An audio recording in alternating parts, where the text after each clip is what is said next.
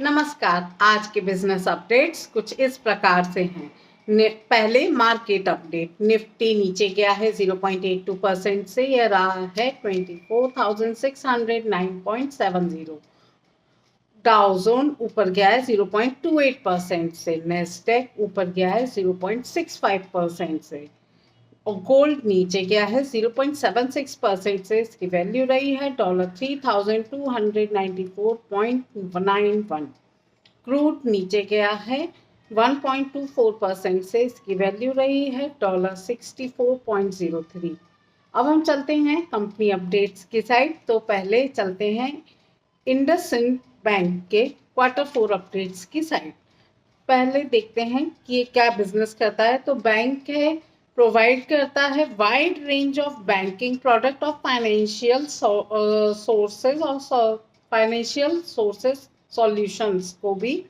ये कॉर्पोरेट और रिटेल दोनों ही बेसिस पे प्रोवाइड करता है और ट्रेजरी ऑपरेशंस भी प्रोवाइड करता है। इसकी सेल्स डाउन गई है 13% से ईयर ओवर ईयर। एबिटा इसका डाउन गया है 46% से ईयर ओवर ईयर।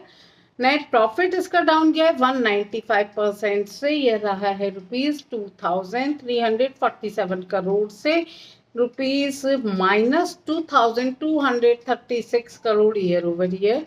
EPS भी इसका डाउन गया है 5% से ईयर ओवर ईयर। अब हम चलते हैं रेल विकास के Q4 परफॉर्मेंस की साइड। पहले मैं आपको इस कंपनी के बारे में कुछ बता देती हूँ। रेल विकास निगम इनकॉर्पोरेट हुआ था 2003 में, बनाया गया था गवर्नमेंट ऑफ इंडिया के द्वारा।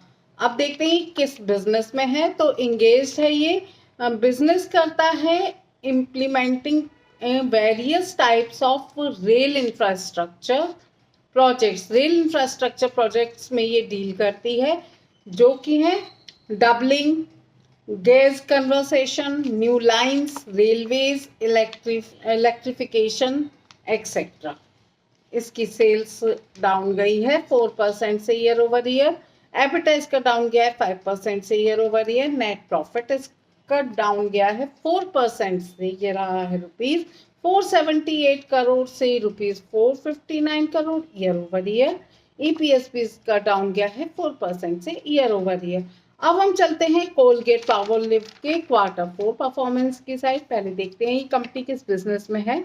तो कंपनी इंगेज्ड है मैन्युफैक्चरिंग, ट्रेडिंग करती है toothpaste, tooth powder, toothbrush, mouth fresh and personal oral products. मतलब ये टोटली पर्सनल ओरल प्रोडक्ट्स में डील करती है। इसकी सेल्स डाउन गई है 2% से ईयर ओवर ईयर। एबिटा इसका डाउन गया है 6% से year over year. Net profit इसका डाउन गया है 7% से, यह रहा है ₹380 करोड़ से ₹355 crore year over year. EPS भी इसका डाउन गया है 7% से ईयर ओवर ईयर। अब हम चलते हैं एस्ट्रा माइक्रोवेव के Q4 परफॉर्मेंस की साइड। पहले देखते हैं कंपनी किस बिजनेस में है। तो कंपनी इंगेज्ड है बिजनेस में, डिजाइन करती है, डेवलपमेंट, मैन्युफैक्चरिंग करती है सब सिस्टम्स फॉर रेडियो फ्रिक्वेंसी और माइक्रोवेव सिस्टम्स के लिए यूज करी जाती है डिफेंस में, स्पेस, मेट्रोलॉजी में और टेलीकम्युनिकेशंस में। इसकी सेल्स अप गई है 15% से ईयर ओवर ईयर। एबिटा इसका अप गया 47% से year over year. Net profit इसका अप गया 35% से, यह रहा है ₹54.4 करोड़ से ₹73.5 crore year over year. EPS भी इसका अप गया है 35% से ईयर ओवर ईयर। अब हम चलते हैं स्ट्राइड्स फार्मा के Q4 अपडेट्स की साइड।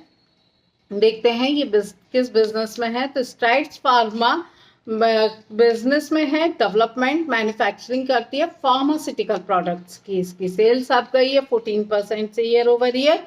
एबिटा इसका आप गया है 29% से year over year. Net profit इसका आप गया है 399% से, यह रहा है ₹10.4 करोड़ से ₹85.6 crore year over year. EPS भी इसका अब गया है 350% से ईयर ओवर ईयर। अब हम चलते हैं सौंदर्यम फाइनेंस होल्डिंग के Q4 परफॉर्मेंस की साइड। पहले देखते हैं कंपनी किस बिजनेस में है।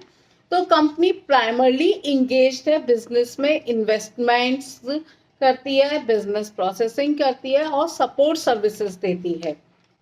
इसकी सेल्स डाउन गई है 77% से ईयर ओवर ईयर। एबिटा इसका डाउन गया है 82% से year over year. Net profit भी इसका डाउन रहा है 60% से, ये रहा है ₹269 करोड़ से ₹107 crore year over year. EPS भी इसका डाउन गया है 60% से ईयर ओवर ईयर।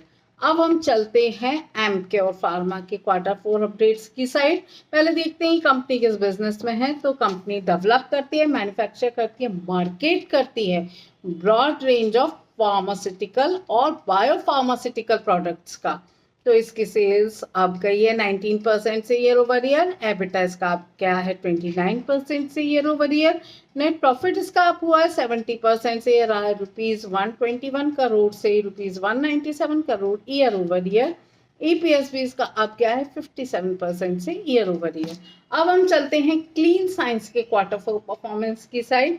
देखते हैं ये कंपनी किस बिजनेस में है। तो कंपनी लीडिंग प्लेयर है केमिकल मैन्युफैक्चरर्स की ग्लोबली, और ये मैन्युफैक्चर करती है फंक्शनली क्रिटिकली स्पेशली केमिकल्स को। कई बार दोस्तों बहुत सारी जगहों पे कुछ स्पेशल केमिकल्स यूज होते हैं जो हमको रिटेलिंग के प्लेटफॉर्म पे नहीं मिलते, तो वो केमिकल्स कुछ कंपनियों के पास ही उनका लाइसेंस होता है बनाने का, तो उनमें ये कंपनी आती है। सेल्स इसकी अब गई है 16% से ईयर ओवर ईयर। एबिटा इसका अब क्या है 11% से year over year. Net profit इसका अब क्या है 5% से, ये रहा है ₹70.3 करोड़ से ₹74.1 crore year over year. EPS भी इसका अब क्या है 5% से ईयर ओवर ईयर। अब हम चलते हैं गल्फ ऑयल ल्यूब्रिकेंट इंडिया के Q4 अपडेट्स की साइड। तो पहले मैं आपको इस कंपनी के बारे में कुछ बता देती हूँ। ये टॉप 3 ल्यूब्रिकेंट कंपनीज हैं जो इंडिया की, उनमें इसका नाम आता है। ये एक प्राइवेट प्लेयर है। देखते हैं अब ये कंपनी किस बिजनेस में है। तो कंपनी इंगेज्ड है बिजनेस में, मैन्युफैक्चरिंग करती है, मार्केटिंग करती है, ट्रेडिंग करती है ऑटोमेटिव और नॉन ऑटोमेटिव ल्यूब्रिकेंट्स की। तो इसकी सेल्स अब गई है 7% से ईयर ओवर ईयर।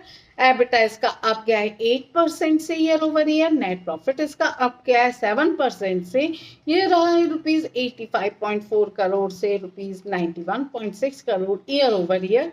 EPS भी इसका अब गया है 7% से ईयर ओवर ईयर।